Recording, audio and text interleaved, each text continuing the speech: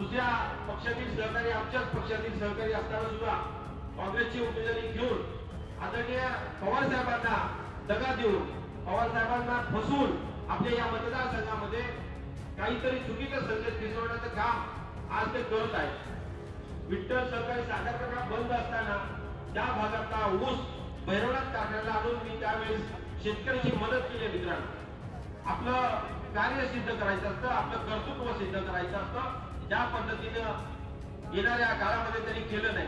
आदरणीय नानांच्या नंतर या मतदारसंघामध्ये जी पोकळी निर्माण झाली होती, ज्या लोकांनी आपल्याला एवढं भरभरून साथ दिली होती, आज त्यांची साथ सोडून आपण वेगवेगळ्या पक्षामध्ये जाऊन आदरणीय साहेबांच्या विरोधात भूमिका घेण्याचं काम आपण या मतदारसंघामध्ये केलं। मित्रांनो, त्यांना धडा शिकवण्याची चांगली वेळ आज आलेली आहे। जे आदरणीय पवार साहेबांचे होऊ शकत नाही ते या जनतेचे काय होणार?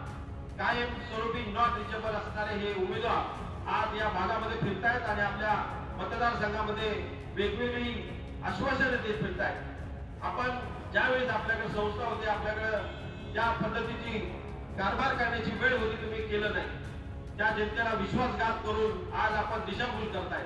म्हणजे आपल्याला विनंती आहे, तुम्ही तुमचं काम करा।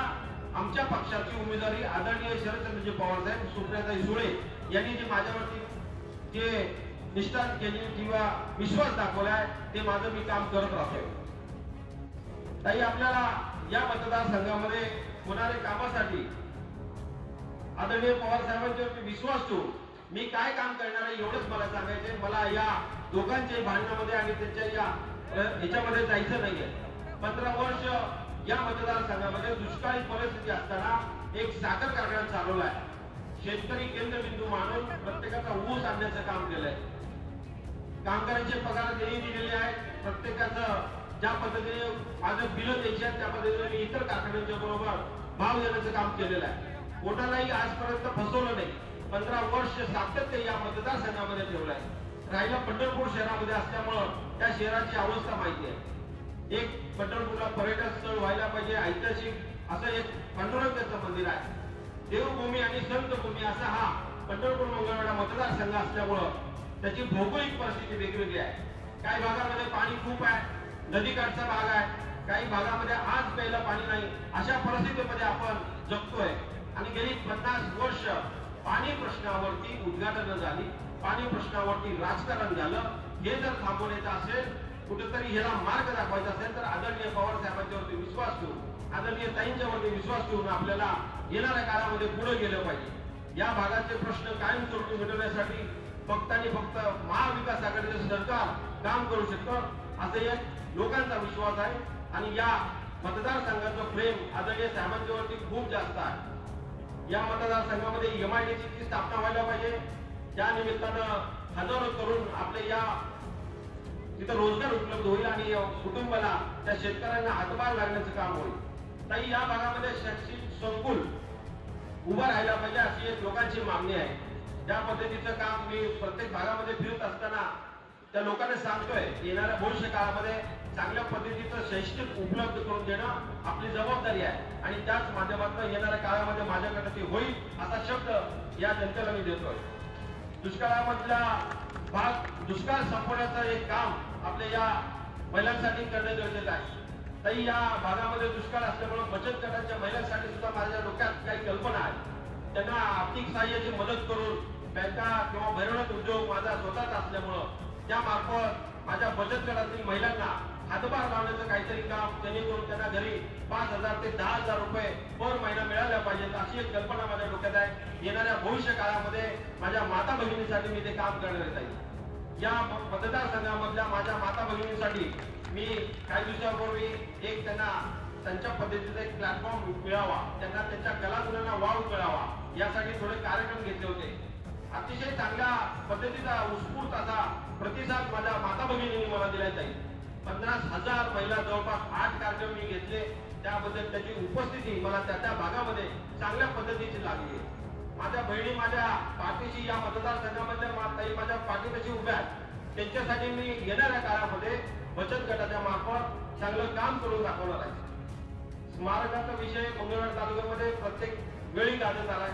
आपल्या इथं महात्मा बसवेश्वर महाराजांचं स्मारक व्हायला पाहिजे। संत तुकाराम यांचं 10 वर्षापासून नुसत्या कमिटी झाल्या, त्याच्यामध्ये काही निर्णय झाले नाहीत. ब दर्जाचा या संतांच्या भूमी असल्यामुळे ब दर्जाचा इथं निधी मिळाला आहे.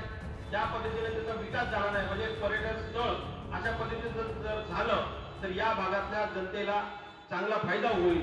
आमची इथला व्यापार वर्ग वाढेल. त्या निमित्तानं येणाऱ्या काळामध्ये या शहराचं नाव लौकिक होईल.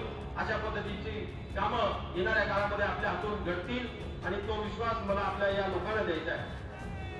ताई, या जगामध्ये 3 ठिकाणी ब्रह्मदेवाची मूर्ती आहे. त्यापैकी एक आमच्या ब्रह्मपुरी म्हणून या गावामध्ये आहे. त्याचं जीर्णोद्धार करणं हे आपलं काम आहे. त्याबद्दल ऐतिहासिक असं एक मंदिर उभारण्यासाठी आणि या पद्धतीचं काम करण्यासाठी आपण येणाऱ्या भविष्य काळामध्ये मतदान करू. मला मत म्हणजे आदरणीय पवार साहेबांना मत आहे, महाविकास आघाडी सरकारला मत आहे.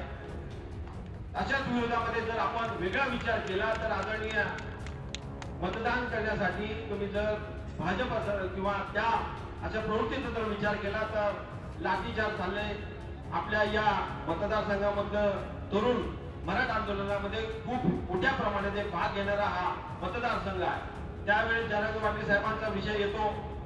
मराठी समाज असेल, माझा मुस्लिम बांधव असेल, माझा धनगर बांधव असेल, या सगळ्यांना आरक्षण देण्याचं काम येणाऱ्या काळामध्ये पवार साहेब आणि महाविकास आघाडीचं सरकार करणार आहे. मित्रांनो, त्या पाठीशी आपण उभं राहावं आणि माझी भूमिका त्याच पद्धतीची असणार आहे एवढं मी इथं स्पष्ट करू इच्छितो. येणाऱ्या 20 तारखेला ताईंना पुढच्या सभेसाठी जायचं आहे. अधिक आपला वेळ न घेता आपण ताईंचं भाषण ऐकण्यासाठी या उन्हातानामध्ये खूप वेळ वाट बघताय. अधिक काळ न बोलता माझ्यावरती विश्वास ठेवा. एक मालकरी माणूस ताईंनी, दादा मोठ्या साहेबांनी आणि राष्ट्रवादी काँग्रेस पक्ष, महाविकास आघाडीच्या सर्व प्रमुख लोकांनी माझ्यावर जो विश्वास दाखवलाय त्या विश्वासाला पात्र राहून येणाऱ्या काळामध्ये 24 तास आपल्या लोकांसाठी अवेलेबल असणारा माणूस म्हणून मी तुमच्या समोर उभा राहणार आहे. हा विश्वास तुम्हाला मी देतो. येणाऱ्या काळामध्ये 20 तारखेला 5 नंबरचा अनुक्रमांक नंबरचं बटन आपल्याला मिळालेलं आहे.